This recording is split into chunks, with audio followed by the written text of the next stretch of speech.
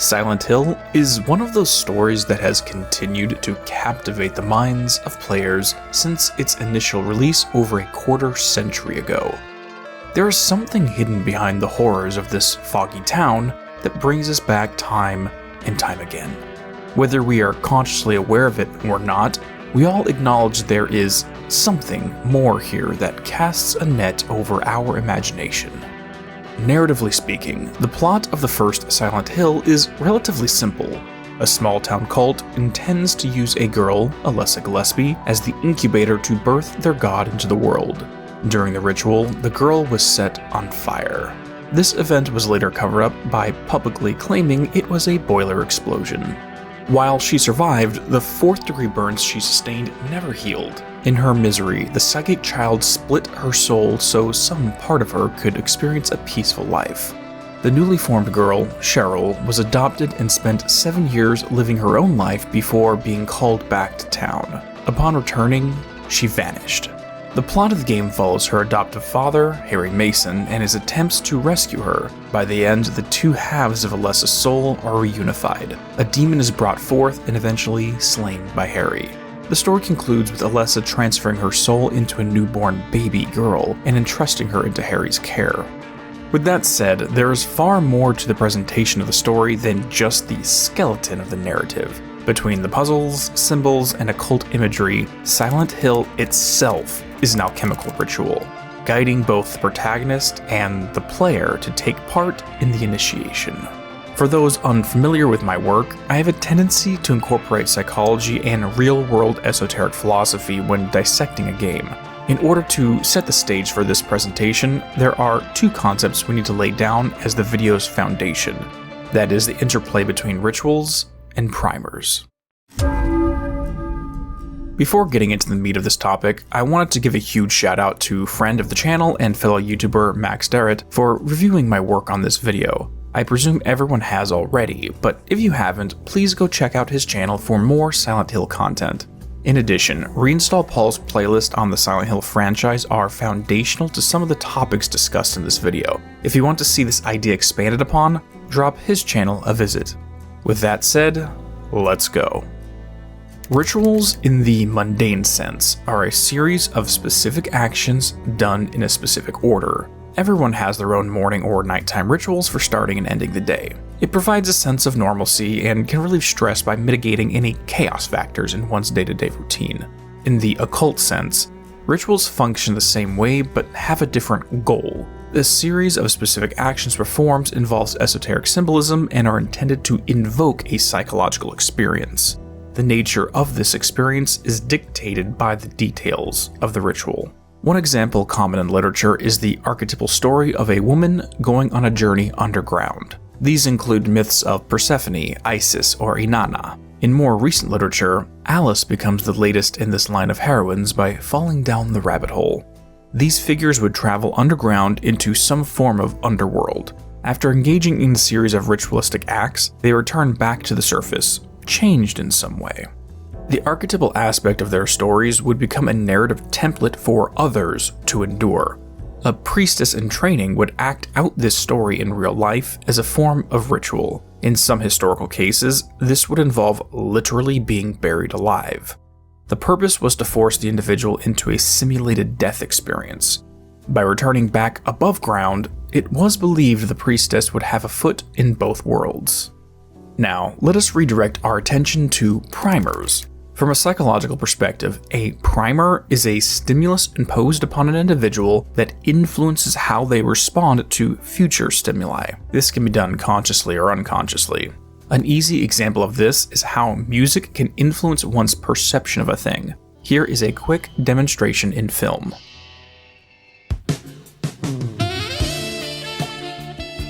All jokes aside, the music here acts as a primer that influences how you perceive the scene.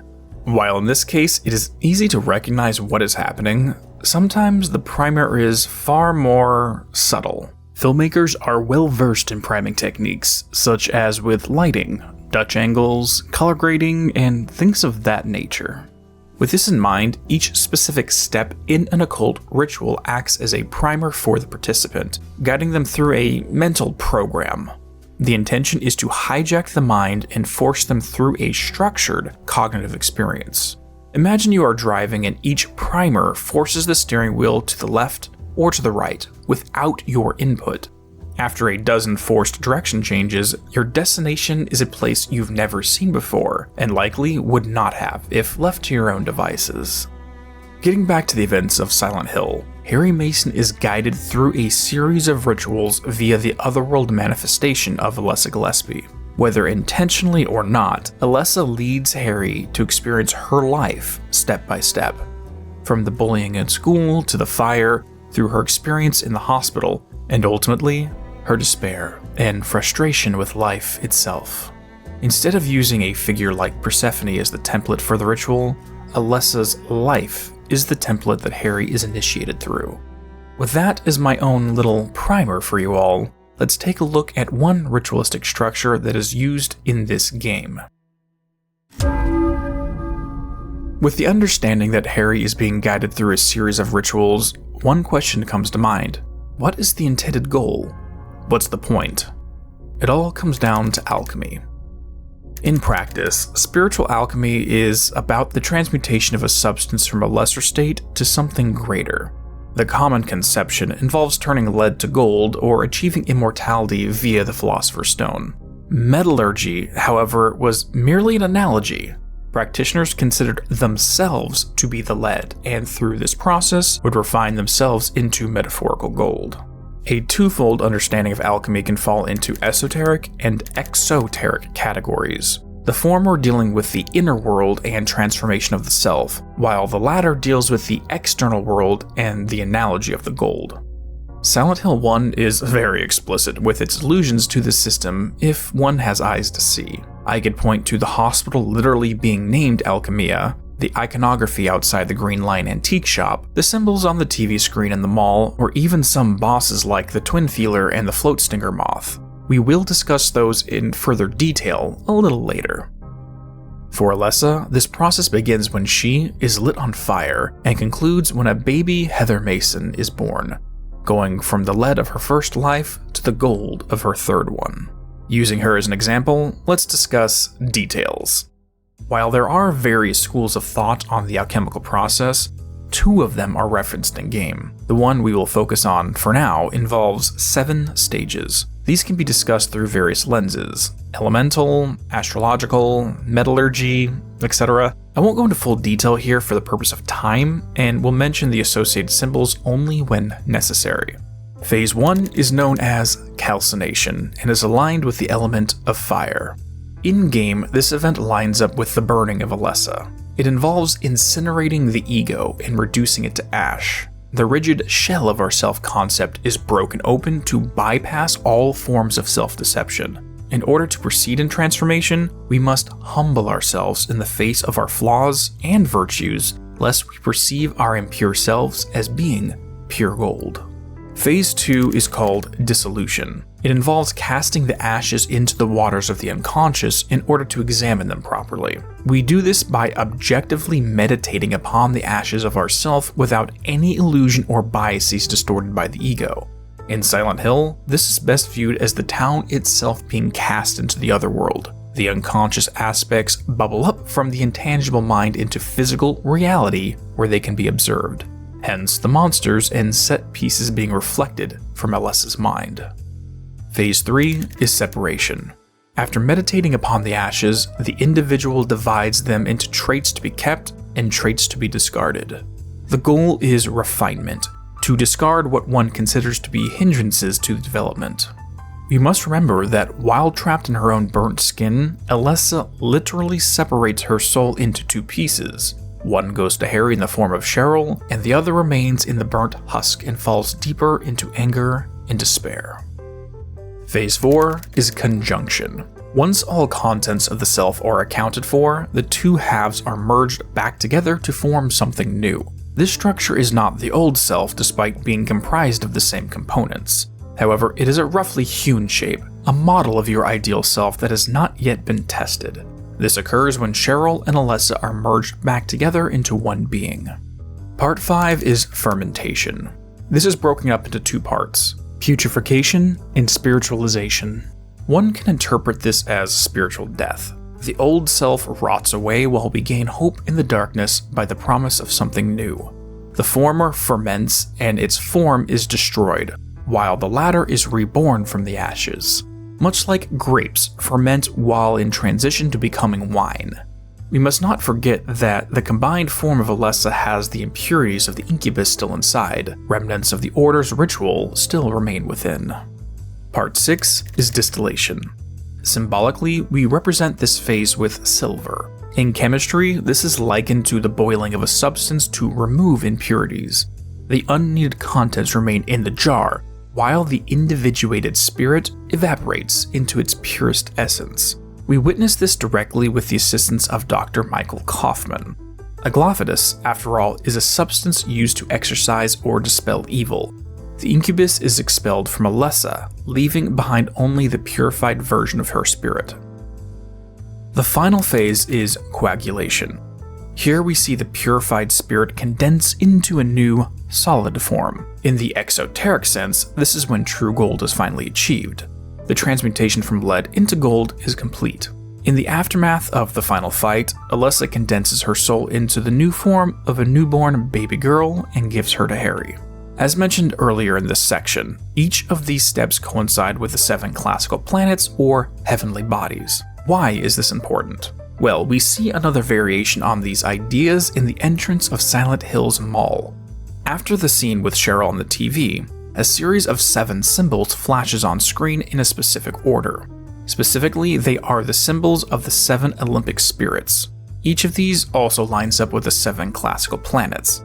Later in the Nowhere dungeon, these spirits are named on the keys and their symbols painted on the locked doors. Let's go over these in order. Eritron aligns with Saturn and by extension, calcination. Bethor with Jupiter and dissolution. Phaleg with Mars and separation. Hagith with Venus and conjunction.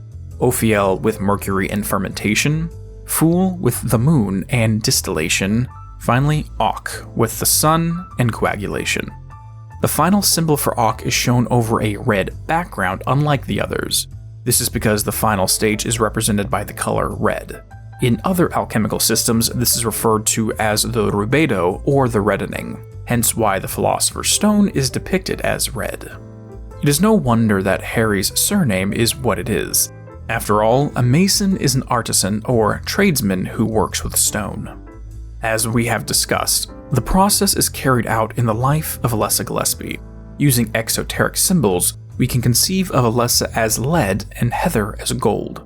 These 7 stages took Alessa exactly 7 years to achieve, burned in the fires of calcination at the age of 7, before coagulating into a new self 7 years later.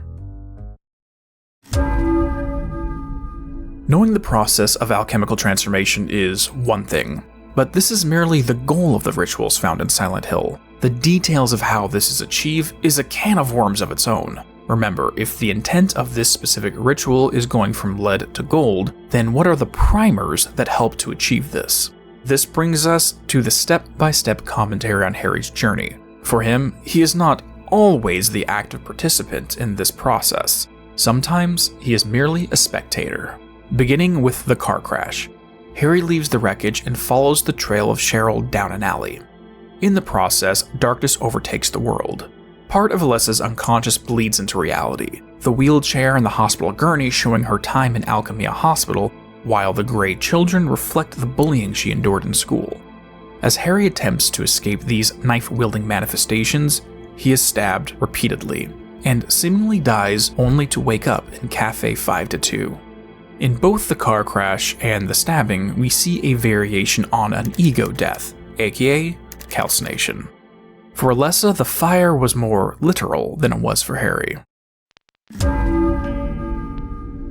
After his meeting with Officer Sybil Bennett, Harry wanders the streets of Silent Hill in order to locate the keys of the Eclipse. Solar eclipses involve the moon passing over the sun, both literally and symbolically. In the esoteric sense, it is the unconscious crossing over the conscious. In the context of alchemy, the burnt ego is cast into the waters of the unconscious as the moon crosses over the sun. The keys themselves are the Scarecrow, Woodsman, and the Lion. all figures from The Wonderful Wizard of Oz. An esoteric analysis of the text reveals these characters as the rational, emotional, and physical aspects of the self. The Scarecrow and the Woodsman being non-organic, therefore abstract in nature. The Lion being physical and being a material component. This is demonstrated in the story when Dorothy and the Lion succumb to the poppy field, but the non-organic characters are unaffected. Psychologically speaking, the Scarecrow believes he has no brains, but forgets he was literally born yesterday.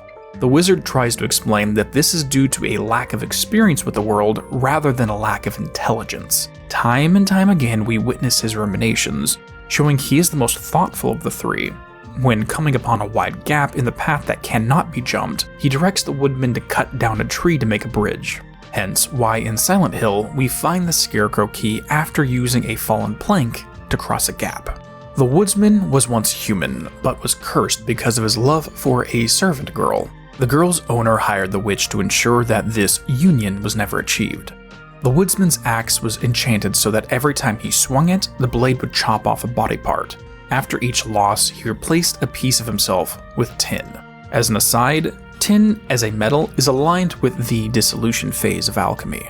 Eventually, with the loss of his heart, he believes himself incapable of feeling love or receiving it in return. However, he is the most emotional of the three. Stepping on a bug brings him to tears. When Dorothy is hungry and the Lion suggests hunting for deer, the woodsman stops him because harming another, even for food, is too much for him. His instinct to freeze in these situations is overcome when the witch sends an army of wolves to kill them. The woodsman strikes down every one of them with his axe. If he let his emotions paralyze him, the others would have all been killed. With this in mind, it is understandable why his key is discovered next to a severed dog's head.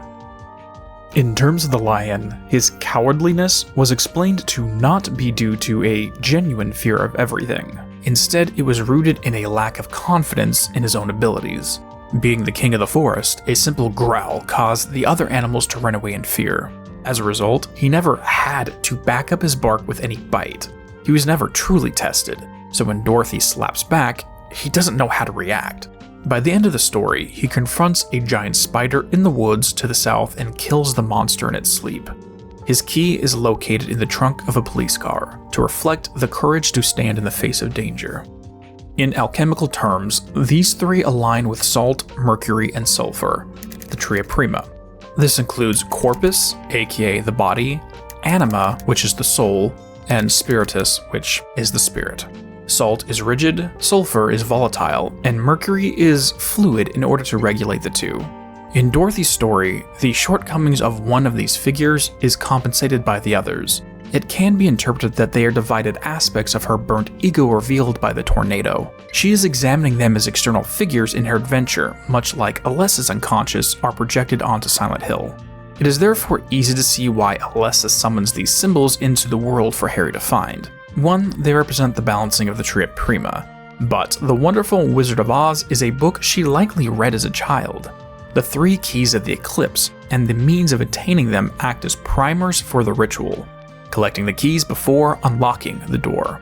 While it may seem trivial, the primer is intended to teach him a degree of metacognition. We see here the interplay and balancing act between the mind, the heart, and the body. Emotions must be tempered by rationality and facilitated by your physical capabilities. Any imbalance of the three could lead to bad ends. The intellect alone can think all day, but it doesn't have the strength to implement anything. Emotionality without a thought towards self-preservation would have led to the group's death by a pack of wolves. Strength without wisdom would have led the lion to wake the giant spider before attacking, decreasing the odds of success.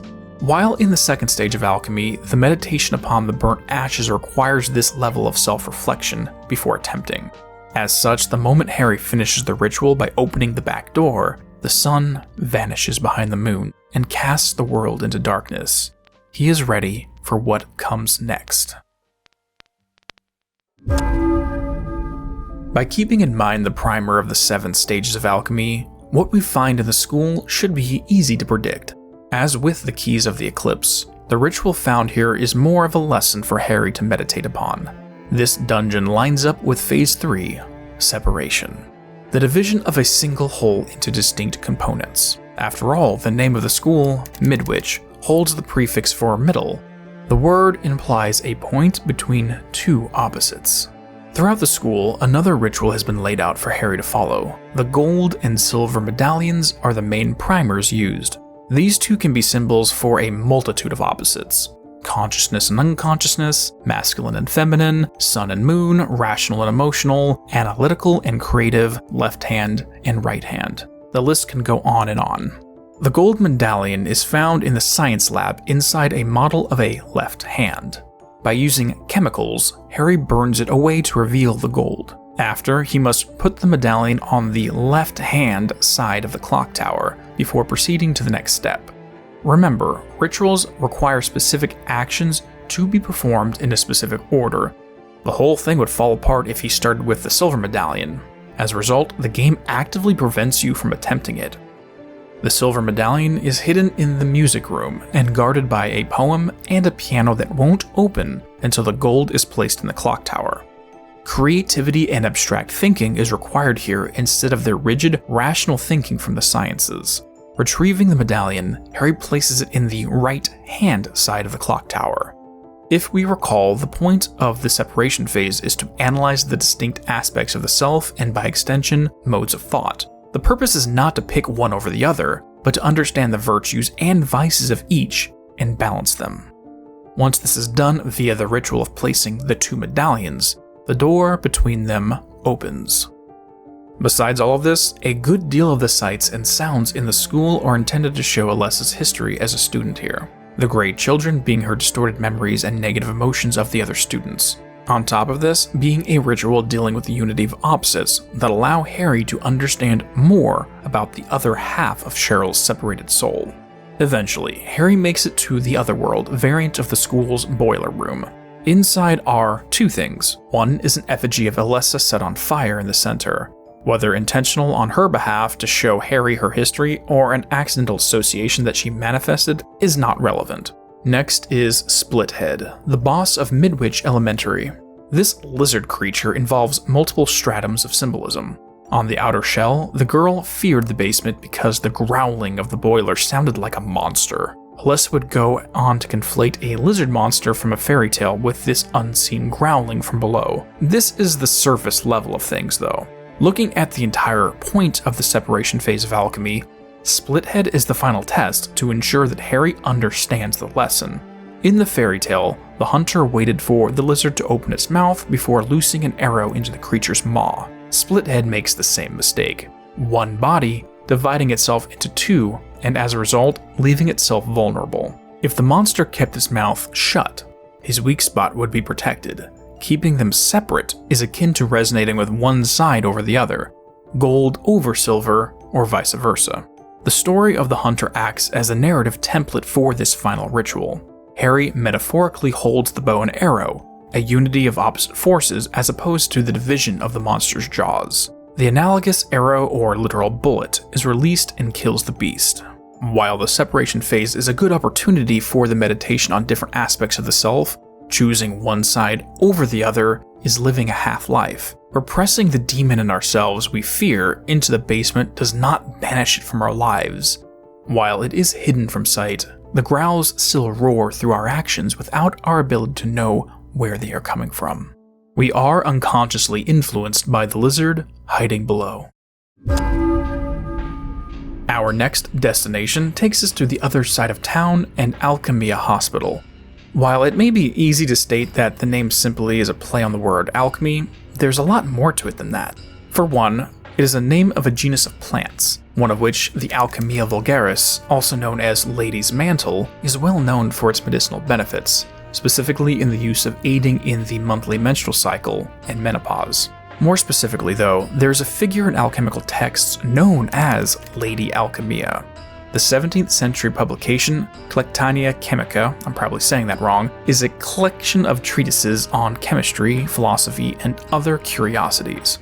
Within the pages there is a reference to Lady Alchemilla.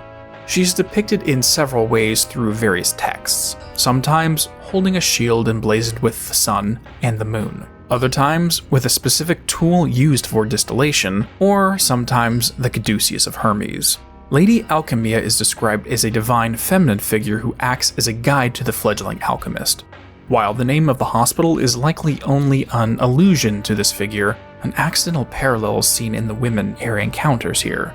Dahlia's deceptive information pulls him along to achieve her twisted goals. Lisa acts as another guide when it comes to giving Harry the history of the town as well as questioning the nature of the other world. Alessa, and by extension Cheryl, is the shiny object in the distance leading him on between ritual sites. But that's enough of a preamble. Within the walls of the hospital, the primers of the ritual take on a new form. Like the keys of the Eclipse, the 4-plate puzzle uses a literary allusion as the template. This time, Alice's adventures in Wonderland. Much like Dorothy in Oz, we see a different girl traveling into a different otherworld and confronted with absurdist figures. As mentioned earlier in the video, Alice's story is a modern reimagination of the Persephone myth, namely the motif of the princess who travels underground with the simulation of death as the key feature.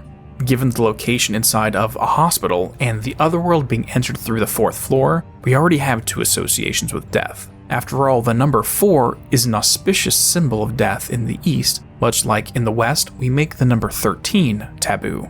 Upon entering the 4th floor, Harry enters this otherworld, 4 colored plates waiting for him to collect them, each depicting a character from Alice's adventures in Wonderland. The Cheshire Cat, Mock Turtle, Mad Hatter, and the Queen of Hearts.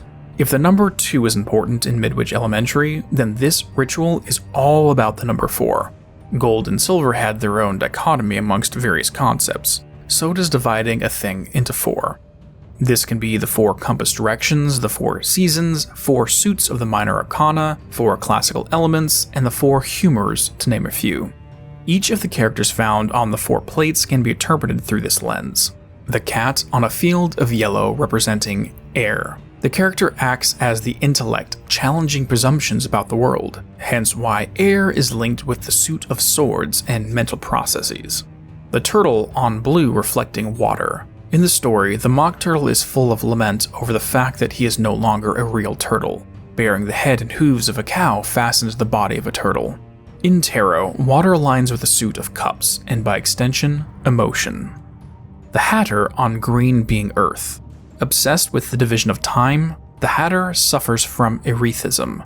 Chronic mercury poisoning, after all, has the nickname of Mad Hatter disease, both dealing with something more material than the others. Earth aligns with the suit of pentacles or coins depending on the system. This deals with the physical expression of things. Finally, the Queen on a plate of red, showing fire. She possesses an unrefined passion leading to chaotic results. Instead of a controlled flame such as on a candle or in a fireplace, she acts as more of a wildfire burning everything in her path. The element is represented by the suit of wands.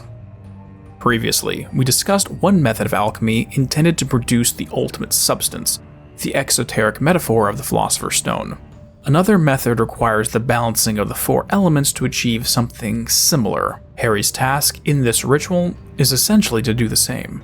Given that the setting is the hospital, we have 2 ways of looking at this. One is from the Greek physician and philosopher Hippocrates. Borrowing from the theory of humorism, he posited that the body is maintained healthy through a balancing of the 4 humors: blood, phlegm, yellow bile, and black bile, each aligning with the 4 classical elements. Any imbalance would lead to disease. For example, an overabundance of phlegm, such as with a common cold, requires the opposite element to treat. Spicy food aligned with fire would be a recommended treatment. Since we are in the hospital, this idea naturally comes up. However, the more important spin on the balancing of the elements comes from the dialogue Timaeus by Plato. One part of it describes that from the void of space, the first components to emerge were the 4 classical elements by which the body of the world was formed. In theory, by returning the elements to the same perfect balance, the initial substance could be recreated. According to Aristotle, this was known as ether. Going along with this, in some systems, there were, in fact, 5 elements. The 4 classical ones, and void or space. While in the English context, this would imply emptiness, it more describes an undifferentiated potential for everything to exist. An egg, before it hatches. My reason for mentioning the 4 suits of Tarot's Minor Arcana are because of what we see on Key 1, the Magician card. This figure represents a conscious force acting as a conduit, manifesting potential into creation. On his altar rests the 4 suits in perfect balance. These are required before the magician can draw upon the ether and perform his magic. With all this in mind, we should remember back to the 7 stages again. After the separation occurs, what is next? Conjunction, taking the divided pieces and merging them back together. Harry's ritual is collecting the 4 elements and combining them together in the door to unlock it. In a ritual, the door represents 2 things: a barrier barring access to those who fail the ritual, and simultaneously, a transition for those who succeed. One must earn the right to pass through by demonstrating an understanding of the ritual components and associated meditations. By participating in an act of conjunction, Harry is able to cross the threshold. Soon, he meets with Lisa and Dahlia again. The latter directs him to leave this place and travels to the next ritual site, which she calls the Other Church. This is the Green Lion Antique Shop.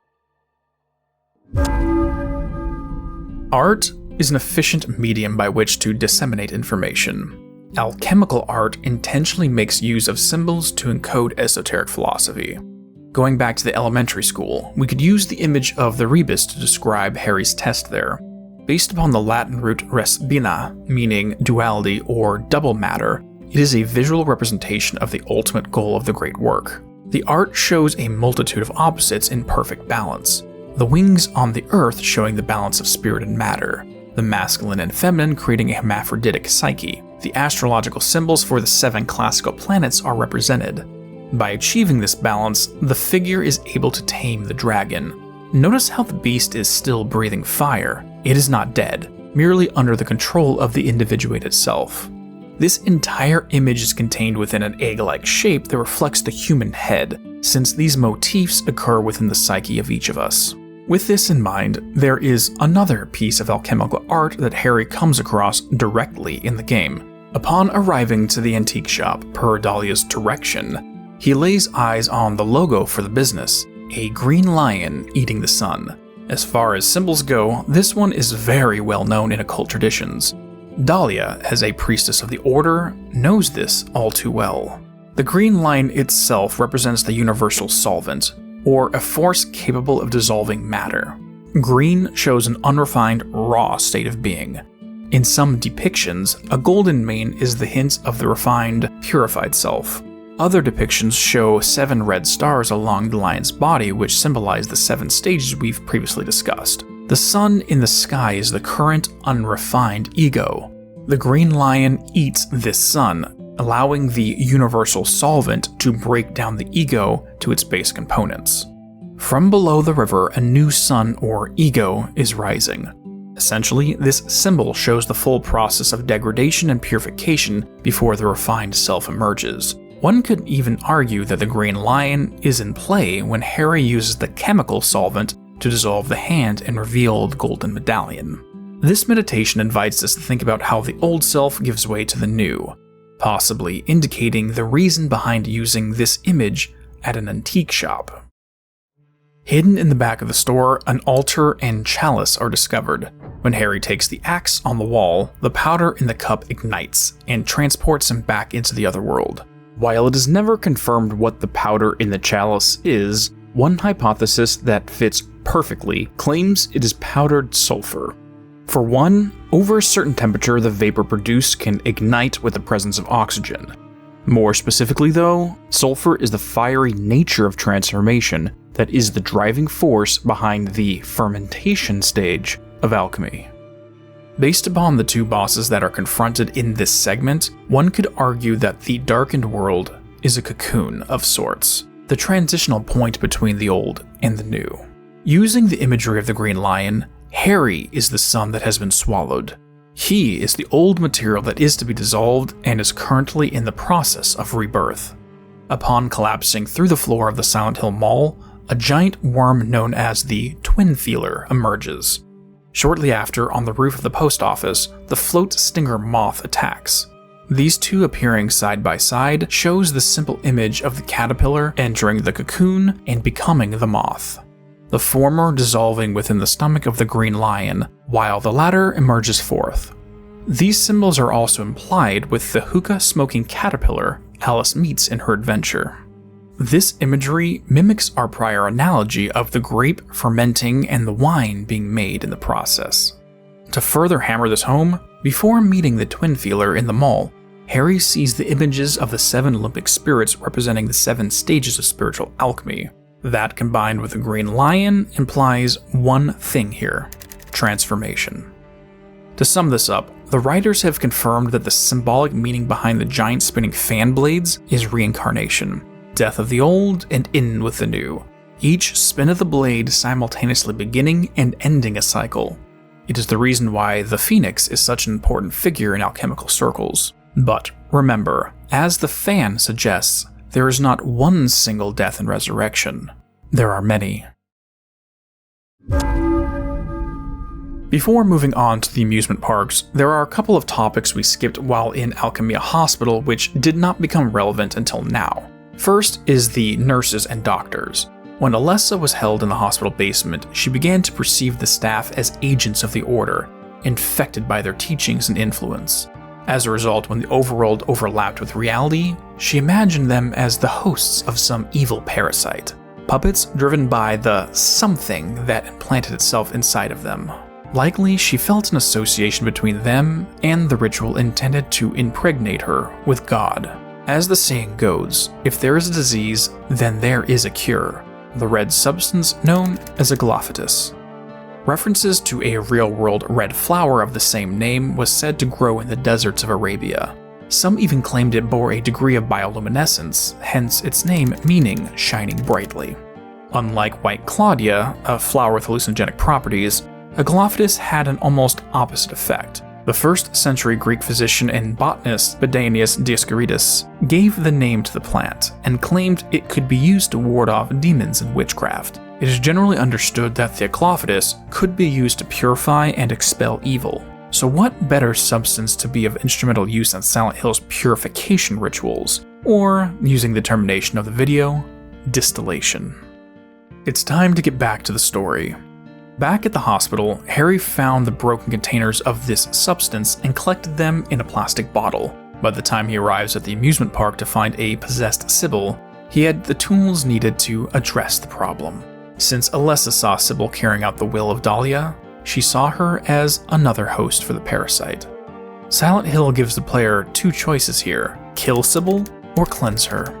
Do we look at the impure self as something to be destroyed or something to be purified? If we destroy it, then the gold will never be revealed. The old sun will be consumed in the green lion's stomach, while the new one will remain hidden under the river, never to emerge forth. It is no surprise that failure to understand the nature of a glophytus will lead the player to achieve the bad ending. Both triggers for the good plus ending involve this substance. First, Harry casts the glophytus upon Sybil to expel the parasite.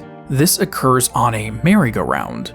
As discussed earlier, this is intended to be a symbol of the cyclical nature of death and rebirth.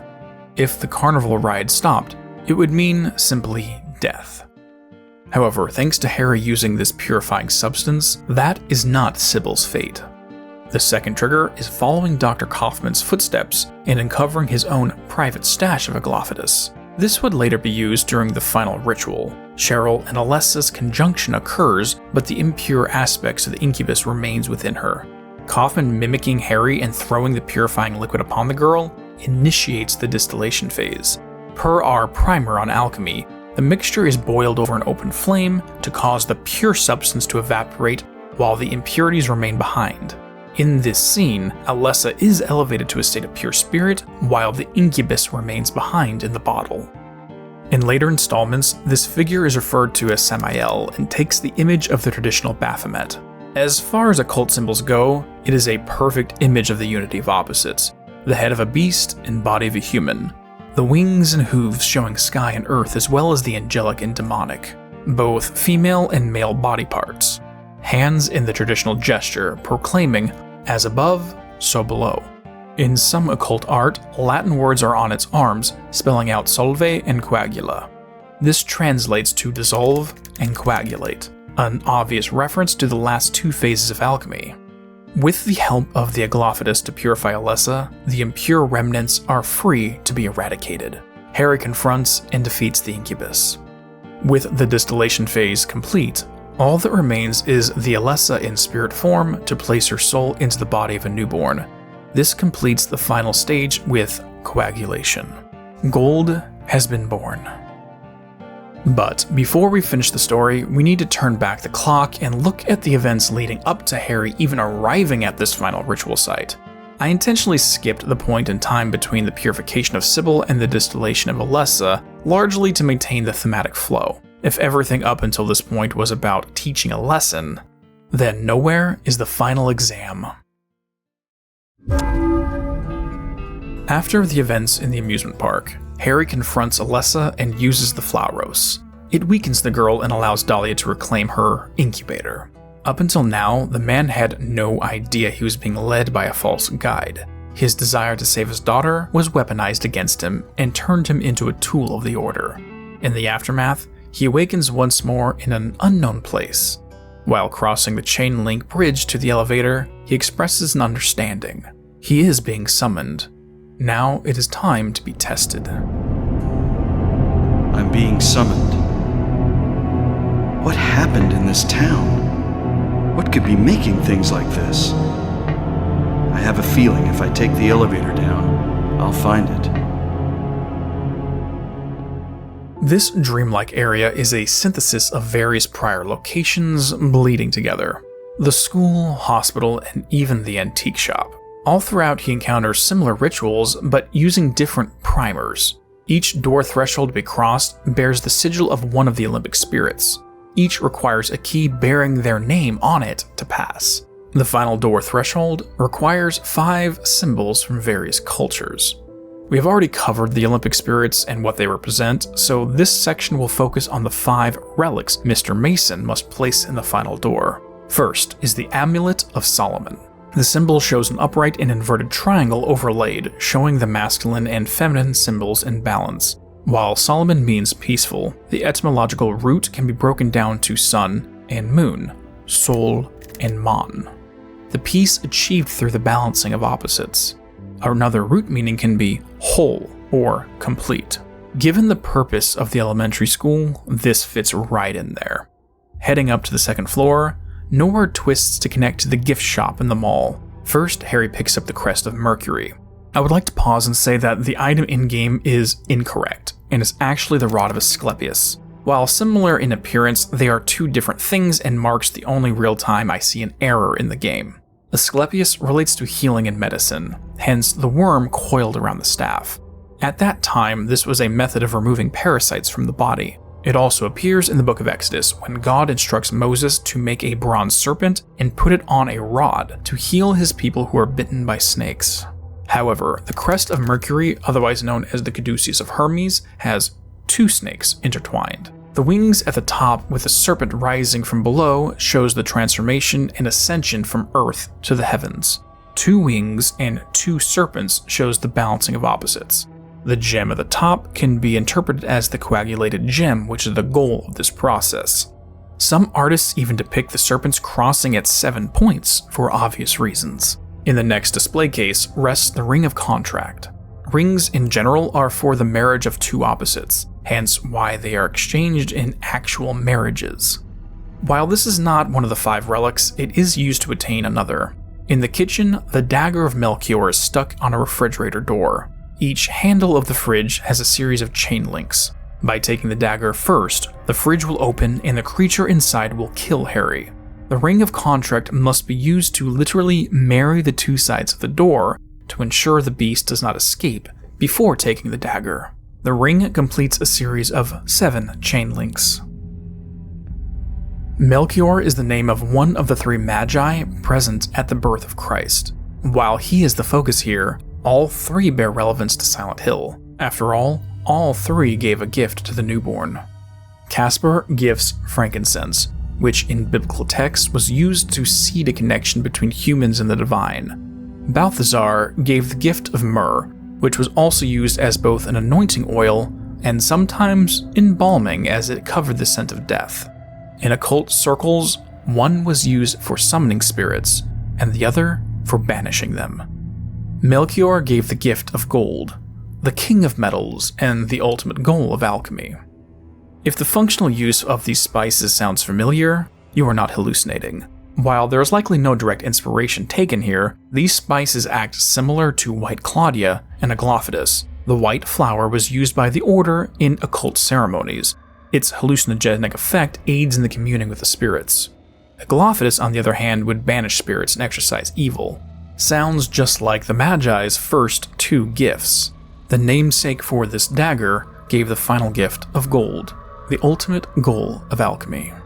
In the attic where Alessa was sometimes locked away, Harry finds the Ankh hanging on the wall. Many of its meanings we have addressed already. It represents the cycle of life, death, and rebirth. It also shows the balancing of opposing forces. This can be seen by dividing the symbol in two. One part that appears as an omega and the other as a vertical line. One way to look at this is the upper portion is a door to the afterlife, while the lower half is the physical world. Another is more literal, the balancing of masculine and feminine, showing the female sexual organ at the top and the male phallus at the bottom. When combined, we have the eternal cycle of life. Finally, we reach the flashback scene of the Order standing over Alessa and discussing the dormant seed and her split soul. Once the shade fades away, the disc of the Ouroboros remains on the bedside table. Here we see two relevant meanings. The common understanding of the serpent eating its own tail is the life and death cycle, just like the Ankh. However, it has another meaning, which is the undivided essence of a thing. Before life and death were divided, it was Ouroboros. Before the division of male and female, there was only the template for humanity, which was later divided. Much earlier in the video, we discussed the idea of the void, the fifth element that existed before creation. It was the Ouroboros aspect of reality, which later divided into the four base elements. In Kabbalistic philosophy, it is Kether, the undivided and ultimate unity of everything. Its corrupted aspect, or glyphoth, is Thaumiel, the two-headed god. Thaumiel marks the point where unity is divided and ceases to be Ouroboros. With all five of these relics, Harry enters the memory of Alessa's childhood bedroom and places them in the door of the final threshold.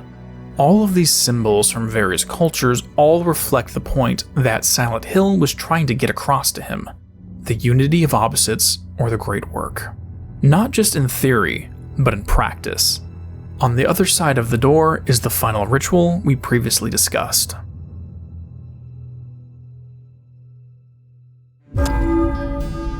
Harry's time in Silent Hill forced him to confront the ideas discussed in this video in physical reality, rather than simply being contained to an abstract meditation. By enduring each phase and passing through the door, he's able to ultimately purify the corrupted seed which took the form of the Incubus. He bore witness to the rebirth of both Alessa and Cheryl's soul into a new life. While Alessa was the one going through the phases of spiritual alchemy, Harry did so as well in his own little way. He was made to bear witness to her life and even assisted in the process, an instrument used in her journey to ensure its success.